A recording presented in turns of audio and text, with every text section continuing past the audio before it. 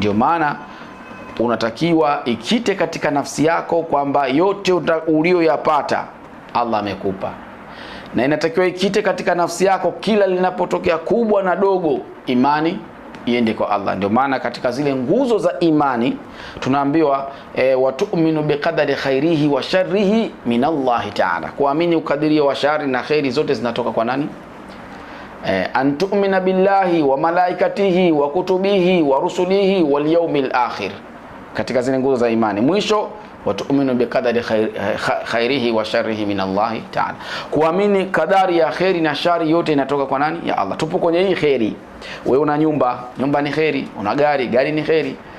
Fahamu hivi vyote vimetoka kwa Allah, kwa Allah subhanahu wa ta'ala. Sasa kuna watu katika maradhi wanategemea kwamba ana jini wake, ana shetani wake ndio